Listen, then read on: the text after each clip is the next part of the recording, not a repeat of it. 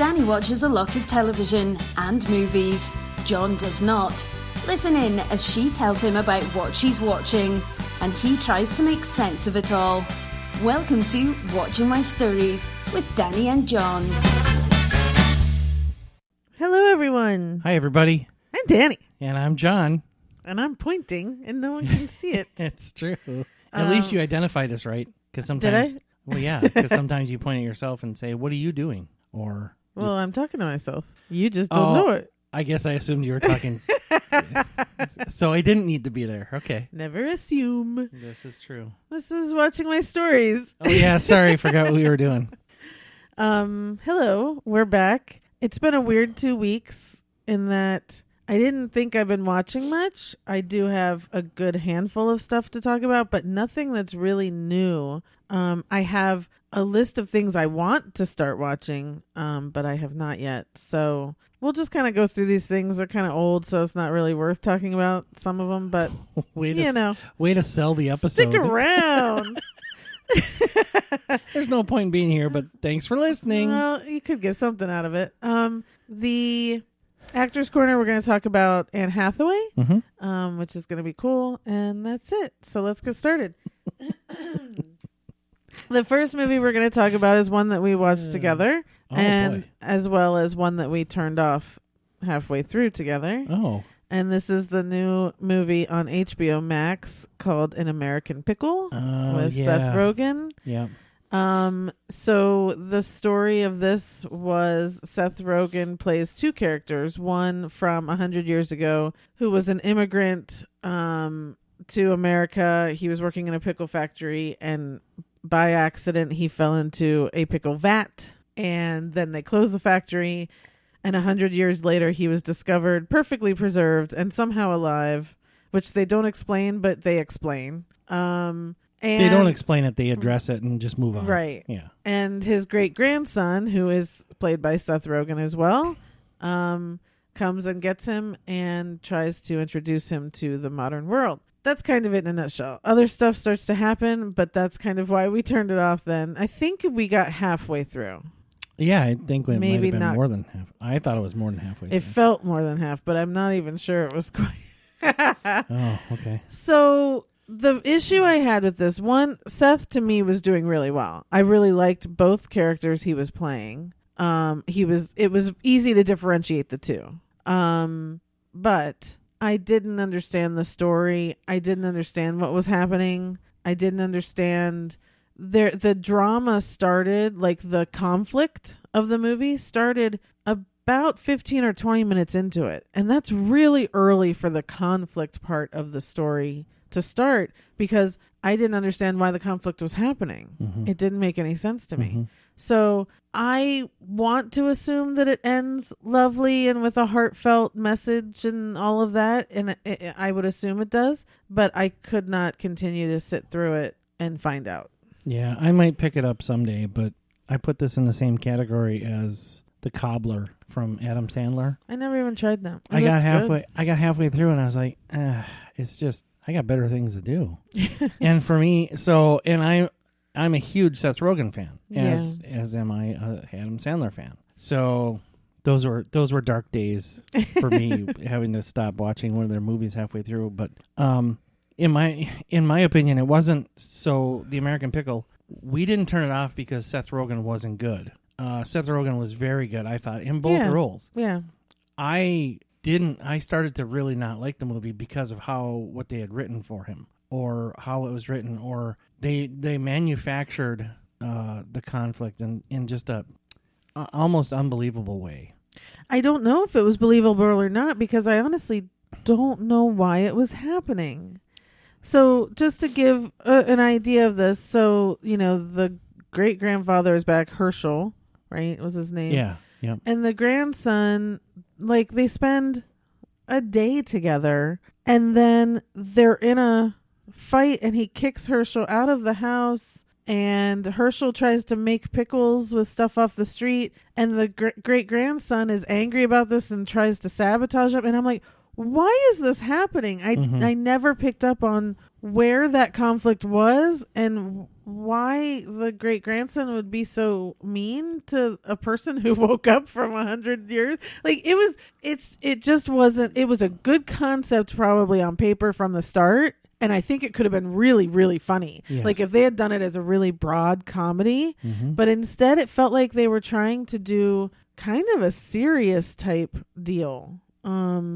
So I just couldn't get it. Well, even worse is maybe they thought it was comedy and it just was not. That could be but too. that's what I mean by unbelievable is that, they had basically one dust up and Herschel goes his way and Seth, Yeah. just starts to try to undermine him. And it's like, why would you do that? Why are you doing that? It was, to me, that was kind of unbelievable because nobody would do that. Well, I don't know about that, but they didn't explain enough. They just didn't explain it. So it was hard to follow because we didn't know why anything was happening. I think you're left to think that Seth was doing that. I'm going to say Seth and Herschel because I don't remember his character's name. Seth was bitter because this guy, had just come out of a pickle vat and in 3 days became successful selling pickles. But he had kicked him out of the house already before any of that started. I understand that, but why did that happen? But he was letting it go. And then saw he was on the news, and then started. Why kick him out in the first place? The pickle thing never would have happened. Well, they had a fight,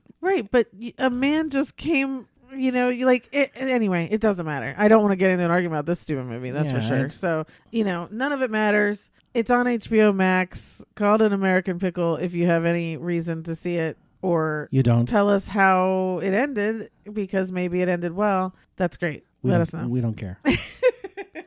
The next thing I'm going to talk about is a documentary on Disney Plus called Howard. I believe you watched about half of this, and then I went and finished it alone. Okay. This is the documentary about Howard Ashman, who was a lyricist and book writer. Started in New York City off Broadway. He actually wrote Little Shop of Horrors. And then Disney took him. And he did Little Mermaid, Aladdin, and Beauty and the Beast. Did the books and the lyrics working with Alan Menken. So this was the story was when I heard that they were doing the documentary, I was excited about that because I didn't know much about him other than the songs and things that he had done, and that he had died from AIDS. But I didn't know anything else. And so I thought it was cool that Disney was telling his story because, again, I think Disney has come so far from not... They used to not They be used to be tolerant. conservative. Yeah. And now things are so different. We have Disney Gay Days and,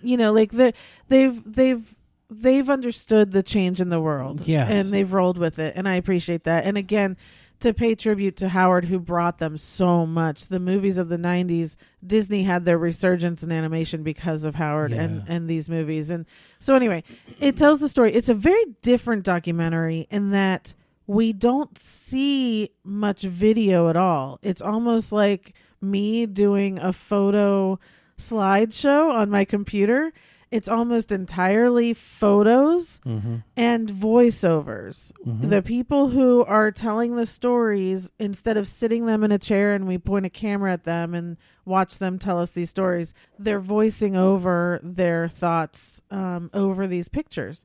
Every once in a while we got some good video of Howard and all of that. But anyway, it just talks about his childhood, his dreams of creating fantasy worlds, his time through college, his time of different relationships he had with his family, with his friends, with his partners, and then on to him getting sick, and how much when he was sick he still did Aladdin and Beauty and the Beast and worked himself really into exhaustion at that point, getting those movies completed, and he never saw Beauty and the Beast get released, which of course won the Oscar. And he did too. He won everything for Little Shop and all of that. And he wasn't always a nice guy to work with. He knew exactly what he was doing, but man, what a talent and what a genius of coming up with some of these words that we all know, we all love, and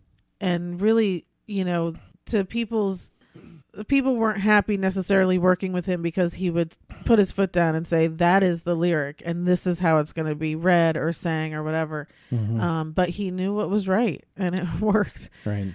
So anyway, it was a very interesting documentary.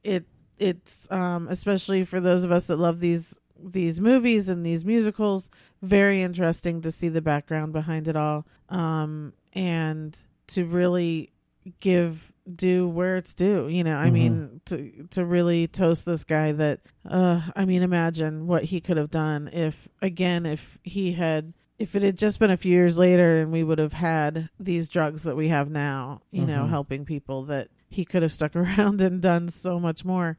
Right. So it is sad, but it's a really good celebration of his life and what he did. Yeah. So that's called Howard on Disney Plus. Yeah. Did you have anything to add with the stuff you saw? Only one little thing. I sort of knew of him. I just peripherally knew there was a guy on Broadway that this, happened, and he went off and did some Disney movies. I knew the very, very, superficial parts. Yeah. I didn't realize, and maybe this documentary, overstated it or something, but I didn't realize how done Broadway was with him. When he went to Disney, it was kind of they made it seem like that was all he had left that he could go do. That's the way I interpreted it. And I was kind of surprised by that it appeared that Broadway was just had it with him, or well, he had a flop or two, and it is hard to come back. It's hard to find producers that are going to invest, and and the impression I got is that's really where his attitude hurt him. It's hard enough to work for a genius who's very particular and tough, and sometimes perceived as unfair when things are great. When you do have a couple flops and you're that person, see you later. That's kind of, I don't know. Yeah, I don't know. I was just surprised by that it almost wasn't the way they made it seem is it almost wasn't a choice for him, that if he wanted to do anything, he had to go to Disney. Oh, I think it's a huge step up to be asked from Disney to come and do something. So I'm not picking on him, and I'm not saying it wasn't the right thing to have happen. I just think if he was a blacklist or whatever, Disney wouldn't have chosen him either. So, Okay. I don't know. Yeah, I mean, who knows, really? Okay. So that's on Disney Plus, called Howard. I think it's worth checking out if you are a Disney fan, for sure. The next movie I'm going to talk about is, again, one of those Netflix movies I told you I've been talking about each week. They're just doing these kind of light, almost Hallmarky type movies. This one is called Work It. This one's more like a Disney movie, really, on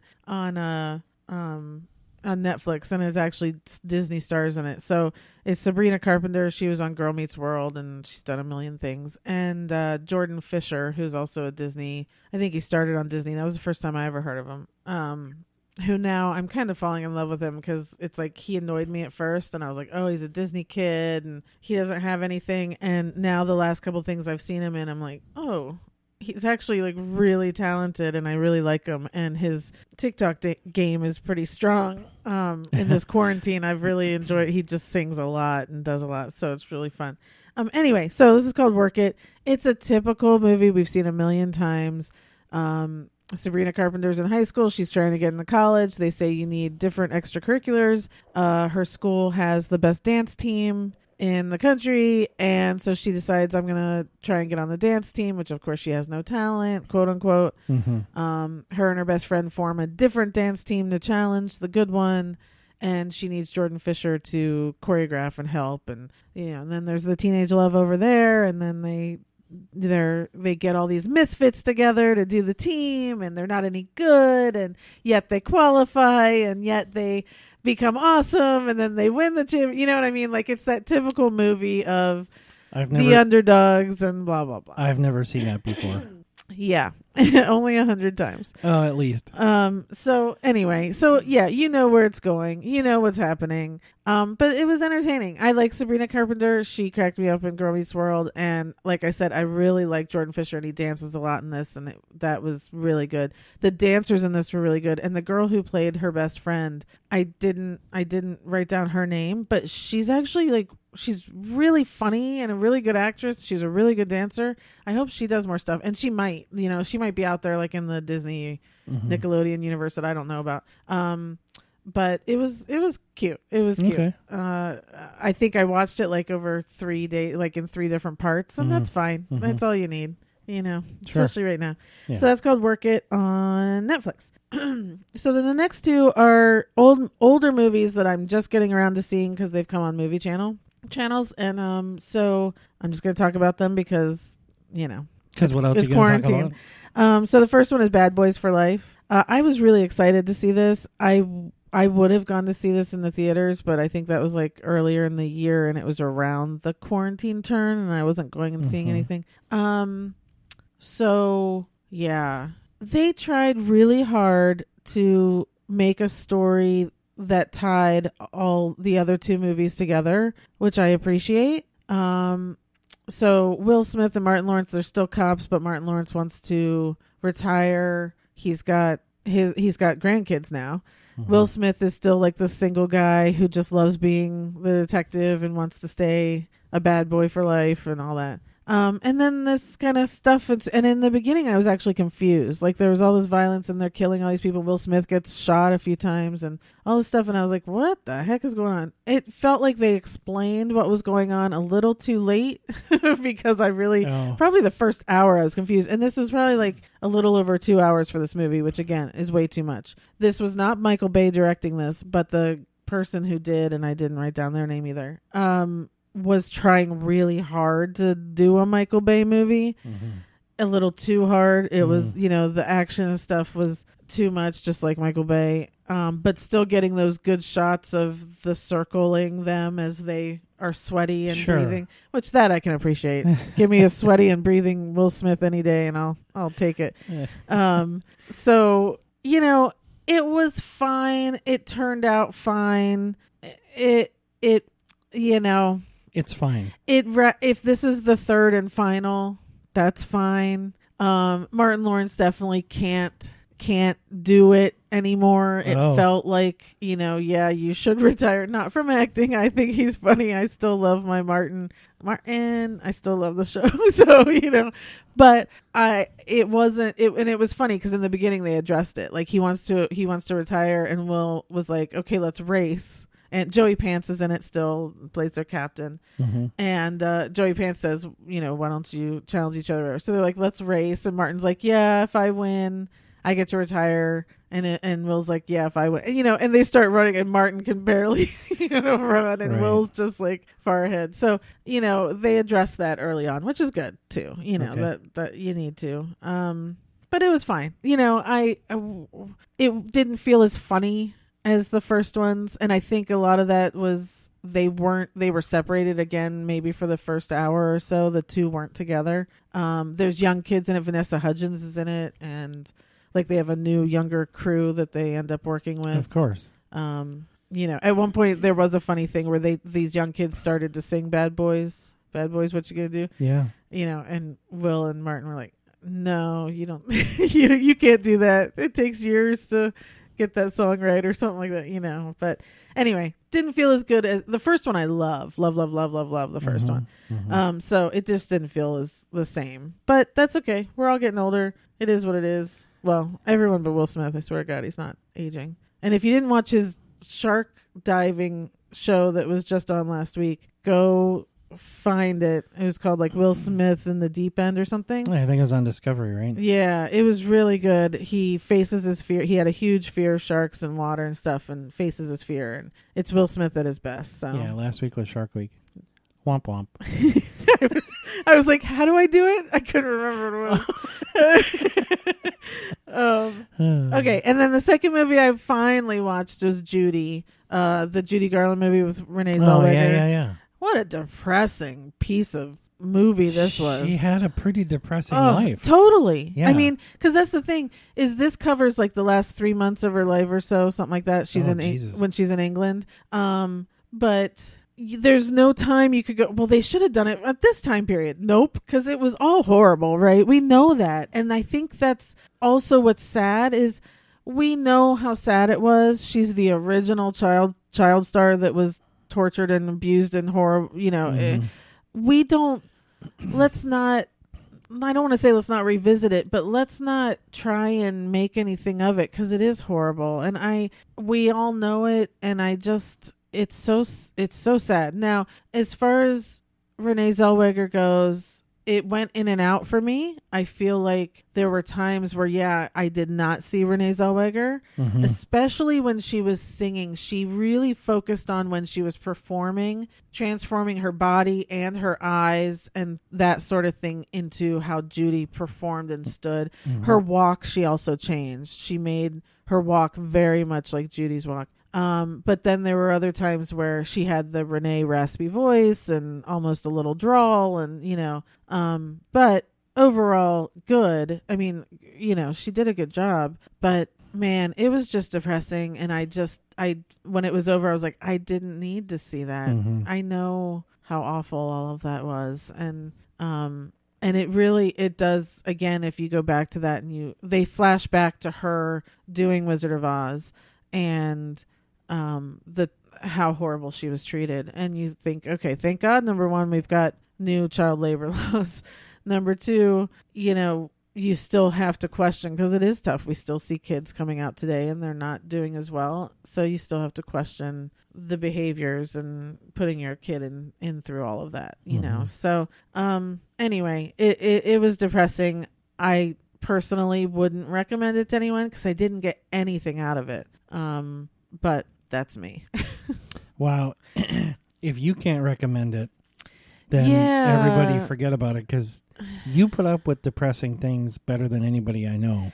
Yeah, but normally I still come out of it with some sort of something. And this, it felt like we were kind of exploiting her. So maybe, again, because I have such respect for her and what she went through, plus her talent. Right. That I just felt like it felt exploitative. It felt like, why am I watching this woman who had no money, had to go to England and leave her kids just to make a few bucks, married this guy that she shouldn't have married. Like, it was just, and all the drugs and the anxieties and the drinking, and it's just so sad. And there's no redeeming value to it, huh? There isn't, because then they end it a few months before she dies, and so it's like, number one, she was so young, she was like 47 or something when she died, like and it's like, so there's there's not that arc, there's not a lesson learned, there's none of that, and it just breaks your heart. It just breaks your heart. So that's my take on it. Yeah, a good movie, like, done well. Renee is good enough in it. She sings. And they explain that Judy had tried to commit suicide a few years before this and had a tracheotomy. So her voice was not good. Right. But that also explains when Renee's actually singing and it's not as good as Judy, why that might be. She does fine.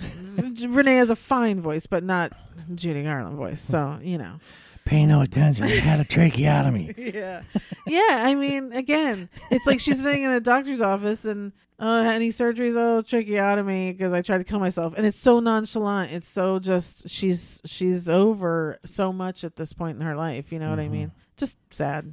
Okay. We can be done with that. Yeah. Moving on to television. HBO series that ended the last couple weeks called I'll Be Gone in the Dark. This is the documentary series based on Michelle McNamara's book called I'll Be Gone in the Dark that she wrote about the Golden State Killer. So, and Michelle McNamara is Patton Oswalt's late wife. Right. She died a couple years ago before the book was finished. I have read the book. The book is wonderful. So well read, and since then, of course, they've caught the Golden State Killer. Of course, just about a month ago, he confessed to all of these murders and rapes and break-ins, and there's been a million documentaries about it since then, since these last couple of years, since they found him and stuff. But this one was different because they did it in the same way that Michelle wrote the book. Yeah. And Michelle wrote the book focusing so much more on the people. I mean, there were so many victims. There's 70 plus victims that she wrote about the people and what they went through more than here's, the monster and how he behaves. It was very much of, yeah, he's behaving this way, but he's tormenting these people and what their lives are. And this documentary, they really tried to focus on that too. We met a lot of the victims. We heard their stories. It was not exploitative of the Golden State Killer. The last episode, because that was about catching him. Mm-hmm. We met his ex-wife. We met other people who knew him. So anyway, and it's in very large tribute to Michelle, who not on her own, but in writing this book, and she first wrote a series for the LA Magazine. She hooked up with online sleuths and amateur detectives that have been looking into the Golden State. Well, she coined the term Golden State Killer. Until then, he was the East Area Rapist and the original Night Stalker. He had two names because he was in two separate places, and they didn't know it was the same person. Anyway, so she then also connected with detectives like Paul Holes, who every murderer knows and loves. You love him, you know it. You talking to me? Yes. Well, I mean, you can't deny Paul Holes. So his loveliness. I understand the appeal. How's that? Yeah, you do. What are you trying to say? And I'm saying you can't deny it. Yeah, he's very handsome, well-spoken gentleman. Wonderful, lovely law enforcement. Well, he's retired now. He's a lovely man. They caught Golden State Killer. He retired. So it's a tribute to her and all the detective work she was doing and everyone she was working with, and what a wonderful investigative journalist she was. The thousands and thousands and thousands of papers she was going through. She kept people's words by not releasing their names, by not giving away information, all that sort of stuff. And all in writing this book, which during writing this book and reading all of these horrible things that this man was doing, she was increasingly becoming agitated, anxious, mm-hmm. not sleeping well.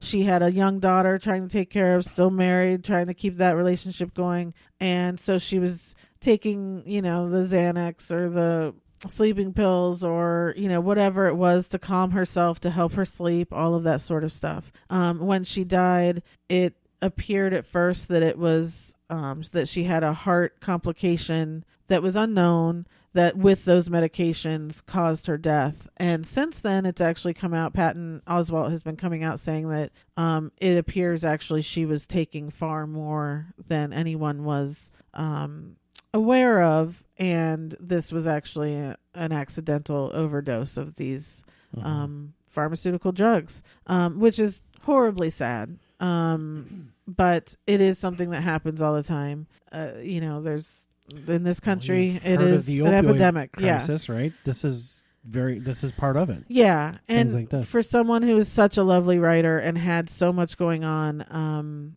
it is sad because she could have, after they caught him, she would have moved on to something else and started helping to try and solve something else. Yeah. But it's a lovely story about her. It's a lovely story with these victims and what they've had to endure. But then after they caught him, a lot of the victims got together, and for them living in fear literally for 30, 40 years now, because they never caught this guy. And you just don't know. Yeah. And finally, all these people are able to rest and relax. Yeah, that has to be awful. Yeah, that has to be really awful to have had this happen to you, like a random break-in or stalking or whatever that leads to you getting raped and your husband getting killed or whatever the case is, and they never catch the guy. You have to have that in the back of your mind of... Right. How do you ever feel safe in your home? Well, he did it once. Right. And he's still out there. Right. As far as I know. And he would call his victims and threaten them again. And so it was like he continued to torment. I mean, for a few years, and then he just went dark, Yeah. So anyway, she titled her book "I'll Be Gone in the Dark" because that's what he told a victim once was, I'm going to do this, and paraphrasing, like, I'm going to do this and you won't know who I am, and then I'll be gone in the dark. So that's kind of the title of the show, title of her book. Totally worth watching the show, totally worth reading the book. There's also a podcast. So it's, and again, when Patton talks about her death and all that, he just breaks my heart, even though he's married again to Meredith Salinger, who is lovely. It's just, unfortunately, it's one of those things you never forget when you go in and try to wake your spouse up and she doesn't wake up. Yeah, and the only part of this that I really caught was him on there talking, and I was just struck by how bittersweet this really is, because he was so proud of her for doing this and having accomplished this, and now here it is, not only made into a big documentary, but they caught the guy. And what she did had to have helped. Yeah. So there's that.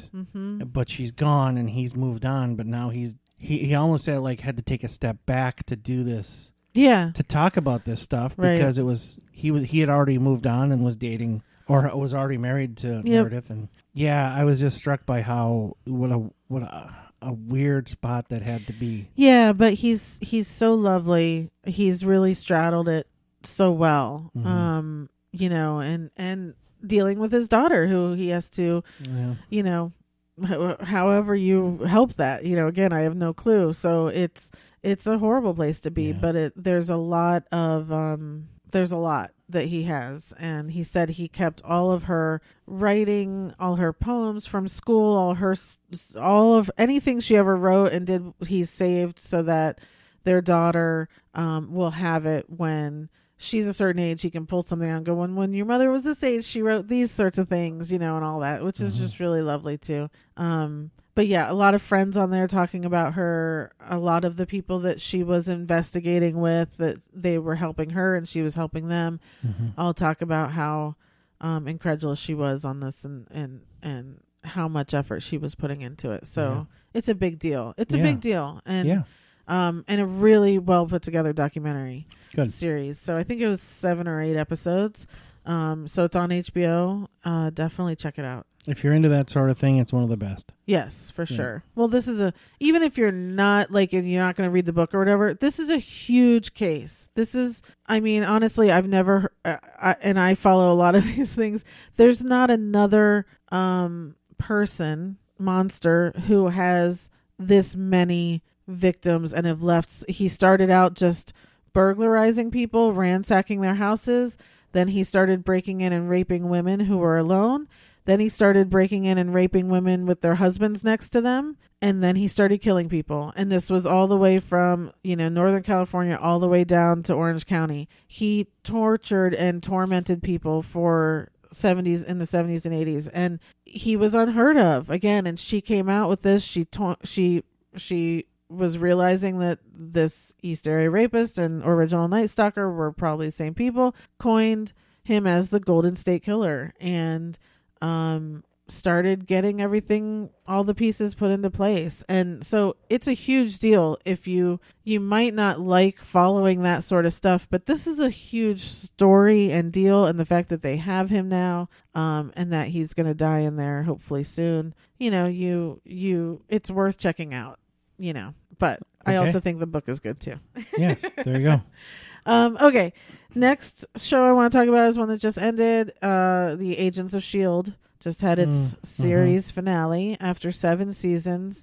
I love this show. I've loved it from the very first episode. And what I've loved is that it's part of the cinematic universe. The first few seasons was always tying into what was happening in the movie universe. So of course, Phil Coulson, who was killed in the Avengers, comes out in this show, and we find out how they brought him back to life, quote unquote, and his team and these Agents of S.H.I.E.L.D. And it was a wonderful ending. This whole last season was really interesting. And, part of my issues in the last few seasons was it was going away from the cinematic universe. And because it was like, even when Thanos did the snap, I was like, how are they going to address this in S.H.I.E.L.D? And then it was like, oh yeah, we're in different timelines now. And again, hard to explain, but they have been in different timelines. We've been into the future because Earth was destroyed. And, and again, I was like, how are they going to explain Earth being destroyed in the cinematic universe, and all that sort of stuff. So but you have to kind of realize when the break happened, and we've been in different timelines and all that. But this last season has been kind of a walk down memory lane in a way of the whole show. And this last episode, they showed the last two together in the same night. It was so lovely because all I had, and I have not watched the pilot episode since it aired, but it was taking me back to that pilot episode and the same feelings of when I first met Daisy and how you could tell she was going to be a hero. And when we first met the two characters, Fitzsimmons, and they were best friends, and we have watched their love story over all of these seasons, and that it really came down to them and their love story made me so happy. And it's a long story and I can't get into any of it, but Fitzsimmons being this couple that change everything, that save everything all together, but they saved everything together. I was just so happy about that. And then I have loved Coulson, first off, I just love Clark Gregg. I just love him in general. I watch New Adventures of Old Christine every day. Yes. So I was thrilled when he made it into Marvel. I was super sad when he died, and I'm glad that we've been able to get him, and he's died and come back. I think in the last episode, he says he's died 7 times or something. But I always was worried, he would die once and I'd be like, oh my God, if he's not on the show, I'm not going to keep watching it. And then they would bring him back in some form or another. And, so I feel like I would love to get him back into the Marvel movies. They could. I don't see why not with everything else that's happened. Well, they make up their own rules about timelines and reality. So if he shows up, everybody's just going to go, yeah, okay. Yeah. I mean, and it's funny, this last season, there was such a crossover. Also, Agent Carter, that show with Peggy Carter, that was also tied into the universe, and a guy that she worked with in the 40s. The actor was also in the Avengers movie, and people had been pointing that out, saying, you guys screwed up because this actor's here, in 2000, whatever, and yet you have him in, people are that involved, right? That they're finding that kind of thing. Well, in this last season, we picked him up from the 40s, and he's been time traveling with us, and so it makes sense now that he would be around for the movie The Avengers, doing, so it was just, I love that. I love that, again, we're in this whole universe and there's this whole tying in and these little Easter eggs all over the place, and it's just awesome. Anyway, it was a great ending. I really loved it. I have no clue what anyone else thought. I have not seen anything, heard anything. I'm sad it's over. I liked this show. I thought it was super smart. It went all over the place. And honestly, I think I would love to binge it now, because there are times where I'm like, oh yeah, we did that. Oh yeah, they did that. And I don't remember how or why that happened. But, so watching it in one line would be a lot of fun. But really good cast, really good, I'm going to miss it for sure. I think Marvel needs to figure out how to get some TV stuff back, because there was The Runaways, which was awesome. Agent Carter I loved, didn't last. And now this one I'm gonna miss having any sort of Marvel on TV. So Agents of S.H.I.E.L.D. after 7 years, but you can catch it online if you want to go back and watch it. Yeah, I predict before too long there's going to be a streaming series on Disney Plus based on Marvel something. Well, they have all their shows coming out, so you're right, I forgot about that. WandaVision is coming out, so with Wanda the Scarlet Witch and and Vision, Paul Bettany and what's her face, they've got their show coming out. Falcon and Winter Soldier, they've got their show coming out. I believe Hawkeye has his own show, but I think there's been some weird stuff because there's been some stuff with Jeremy Renner Me Too stuff going on. So I think they've postponed it, but Hawkeye was supposed to have his own show. So yeah, you're right. Marvel does have a bunch of shows coming out. And I think that's smart for Disney. Oh my God. I mean, I can't wait. Yeah. And like some stuff was supposed to happen this fall. I think Falcon and the Winter Soldier thing was supposed to be this fall. And of course they haven't been able to get in production. So now it's next year. I mean, but it doesn't matter. For those of us that want it, we'll wait and can't wait. Yeah. There's like 1 billion of them. Yeah. So yeah, it'll be worth it whenever it happens. Exactly. Yeah. Okay. So that's it. Now we're going to move on to Actors Corner. Oh, Talk about Anne Hathaway. That was abrupt. I'm sorry. Did you have more? No, I didn't. I just assumed that you had more. I don't. Okay. But I do have a lot of things I've started. So the next one, hopefully, I'll talk more about. Okay. Sorry, that was a big, and they're new things. That was a big pause while I pull up my rap sheet on Anne All Hathaway. right. So Anne Hathaway, there wasn't a lot to go through. I mean, she is young, but some things I think we really love. So this will be fun. Yeah, and I give you fair warning. We're going to get to a section where I'm just not going to pull any punches. Just you've been warned. Okay. Don't be scared by that. It's okay. I'm sitting here going, it's going to be something that he hasn't seen, and I'm going to get angry about that. Okay. Just here we go. See? No. It is if something. You haven't seen it, you're going to agree. You cannot talk about it. You're going to agree. It's one of these weird things where you're going to agree. Even though I haven't seen it, I don't think you've seen it, but you're going to agree. Stop pointing at me. I'm sorry. He's aggressively pointing at me. I was meant to talk to myself. Okay. Movies you love. Anne Hathaway. Oh, shoot. My screen went out. Oh, my gosh. Here it is. So, I love The Intern. Yeah. When that's on, I got to watch it. He watches it all the time. Yeah. It's such a good movie. Now, I have that under my love, too, because it's lovely. I love De Niro in Goodfellas and Casino and Godfather and all those. But him when he's being... Him in this role was perfect. I loved him in this role. Yeah. And the chemistry between the two of them was just great. What? What? What are you laughing at? Nothing. You're making me self-conscious. I'm sorry. The Devil Wears Prada. Okay. And Ocean's 8. Okay, so I have The Devil Wears Prada under Secretly Love and Ocean's 8 under Like. Devil Wears Prada, I think, is a classic. Mm-hmm. We all know that. It's just a classic. Everyone is top notch. Mm-hmm. Yeah. Ocean's 8, I thought Anne was hysterical in that. Mm-hmm. I thought she was so funny. Well, they all were, but I really liked her in that. It stands out. Yeah, you got the impression she was kind of playing what people think of her. A caricature of herself from people's perception. Exactly. And she had fun with it, and it showed. I think it was I thought it was great. Yeah. Yeah. That's it under love? That's it. Okay, so mine, I have The Intern, which is secondary. My favorite, which will always be my favorite Anne Hathaway movie, is Rachel Getting Married.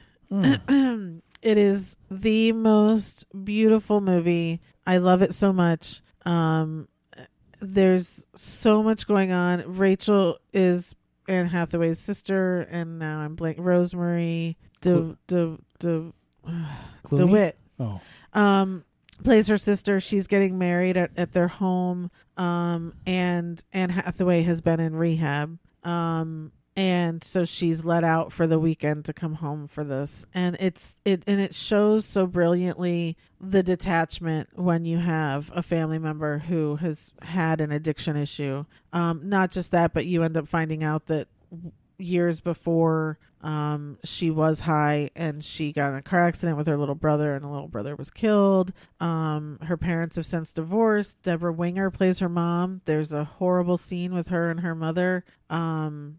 But then the whole wedding is beautiful. So it's a very musical family, and there's constant music playing in this movie, live music in the background of people just playing the violin or then playing a little string, trio or something. And then there's this really insane, I don't know if it's like a New Orleans band or something that comes through in the reception, and everyone's dancing and everyone's gorgeous. And there's a line when everyone's toasting the night before of this is what heaven looks like, because it's a very diverse table setting, and the people who are there are just from everywhere. And I don't know, there's a gorgeous thing. And the wedding itself, when the bride when she starts walking down the aisle, her side of the wedding, I've never seen this anywhere else, but I'm sure people have copied it. Her side of the wedding is singing like Rachel, Rachel, and then his side starts chanting his name, and like these two chants start coming together as they're about to get married. It's gorgeous. Anyway, Anne Hathaway playing this addict is heartbreaking. She's so good in it. There's so many different scenes where she just this is what I'm talking about. This is one of those depressing movies that you were saying, oh, you love these depressing movies. Yes, because this one is done beautifully. There's a point to it. It's very poignant.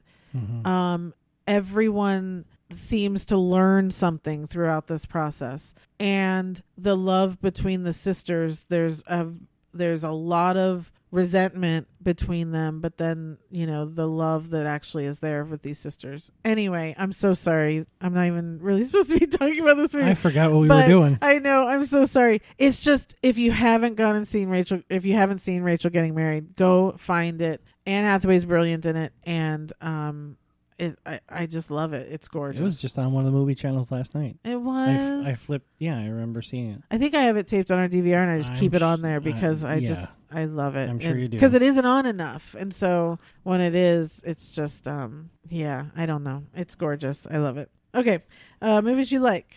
I got two of them. Yeah. Les Miserables. Yeah. Otherwise known as Les Miserables. Le. Les Miserables. And Love and Other Drugs. I struggled with getting Love and Other Drugs somewhere on my list because I do love that movie. Jake Gyllenhaal's so good in it. And I liked that they were back together after Brokeback Mountain.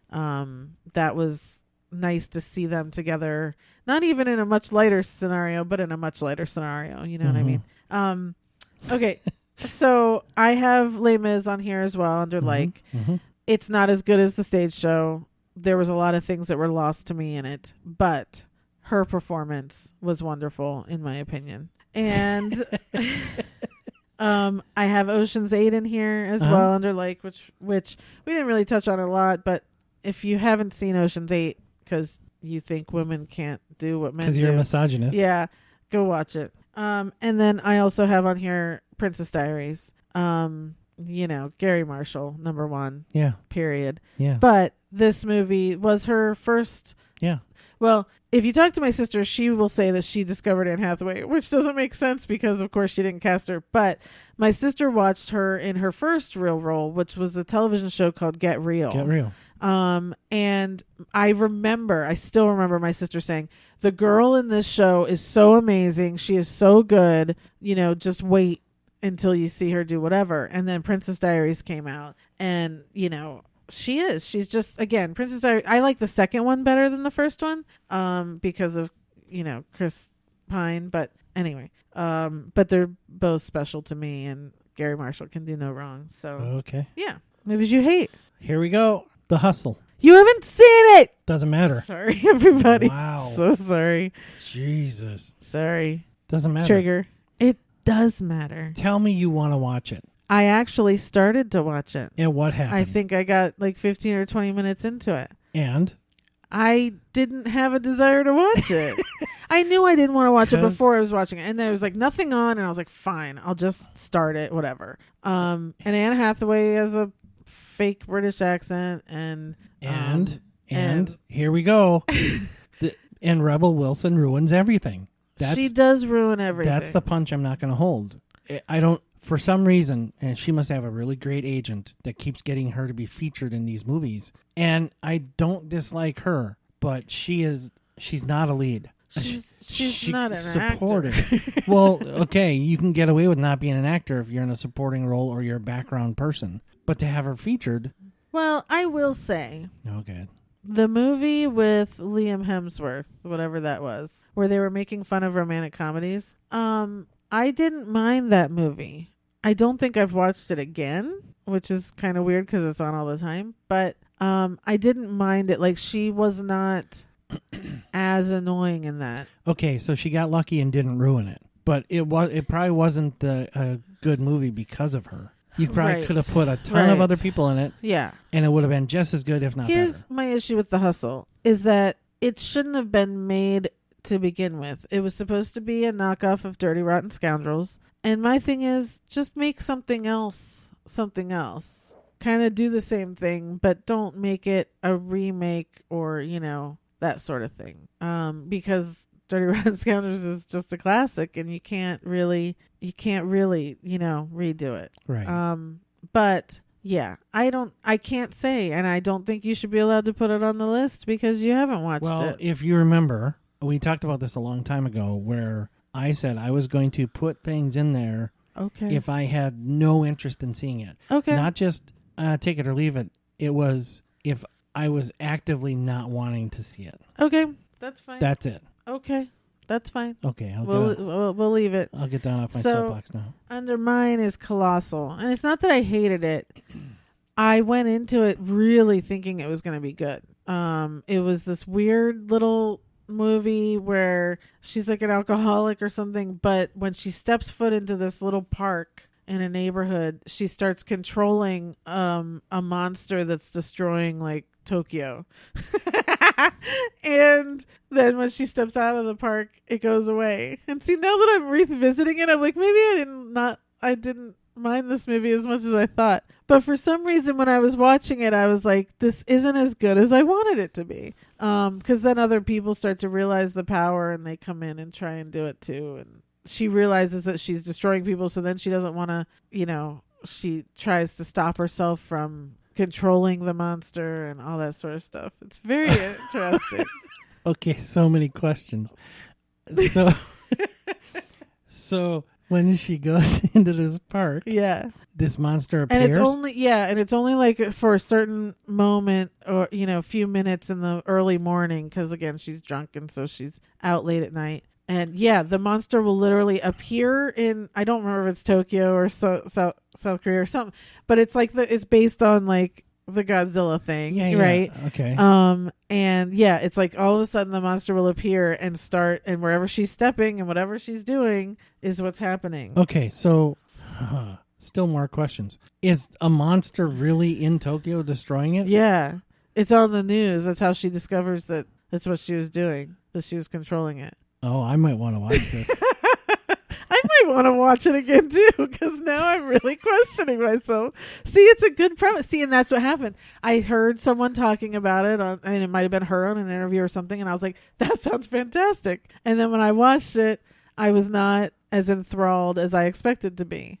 But maybe I would be the second time. I don't know. Well, you know how I feel about the second time. Yeah. I like things a lot. are always better the I second end up time. liking a movie a lot more if I watch it a second time. Yeah. All right. Secretly Love. Valentine's Day. Yeah. It's such a good one. And it doesn't have to be a secret, No. but there was nothing else I could put in Yeah, there. her whole little vignette with Topher Grace in that one. It's Mhm. she's the sex phone operator. Yeah. It's funny. It's Yeah. cute. It's sweet. Yeah.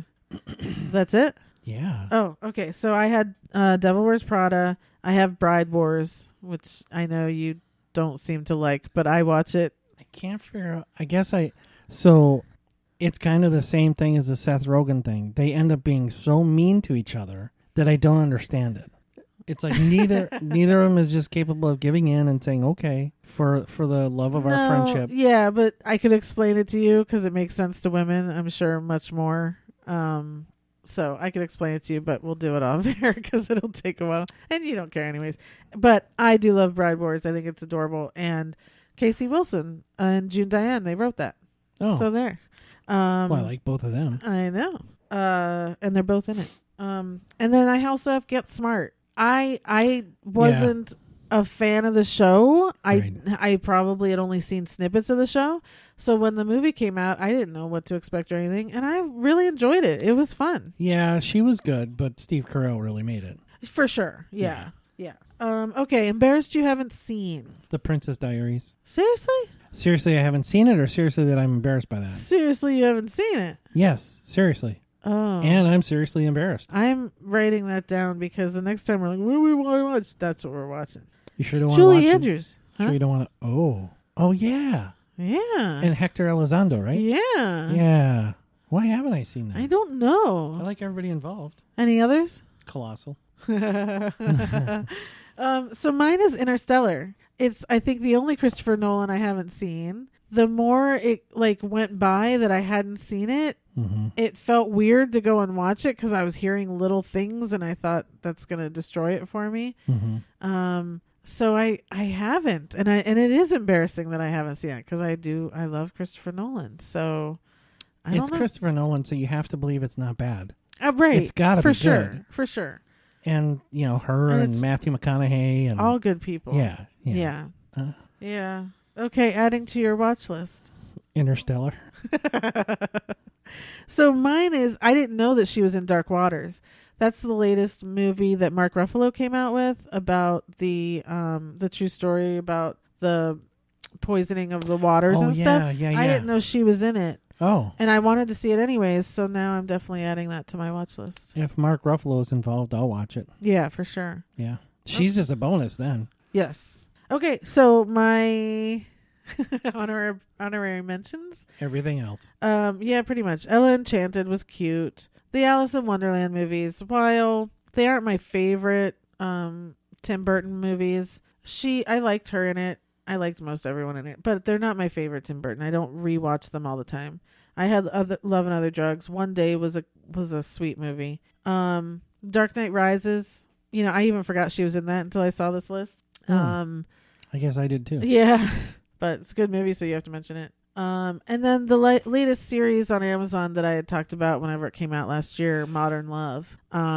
She plays a bipolar. Remember, it was that whole series where it was a bunch of different. Every episode was a different couple about love. Yeah. Hers was about loving herself because she has bipolar and all that, and it was really well done. And again, I'd love for people to go and watch that on Amazon Prime. It was really good. Yeah, that was something. I remember I watched a couple episodes. Yeah, every episode was based on real people that had contributed to this article, this column that was in the New York Times and called Modern Love, and it was really good. Yeah, an exploration of just different kinds of relationships and how love is a common thread. Right. Yeah, it was really good. Whether it's familial or loving yourself or loving another person. Yeah, it was great. So go check that out. It was on Amazon Prime called Modern Love. Yeah. Yeah. So that's it. Okay. Nap time? I believe so. Holy smokes, I'm exhausted. It's the breakfast you made. Oh, so good. So good. Yeah. Okay, so that's it, everybody. We will be back in a couple weeks, and thank you for continuing to listen if you're out there. Gosh, we're sorry. And have a great couple weeks. That'll be the end of August. My goodness gracious. Stay safe. Two-thirds of the way through 2020. I don't even, yeah. Yeah. Stay safe out there. Wear your masks. Don't forget to register to vote. Yes, and if you're going to vote by mail, do it soon. Don't vote by mail. Fill out your ballot. Drop it off at a polling place. Yes. And that's it. Until then, we'll be watching stories. Thanks, everybody. Thanks. Bye.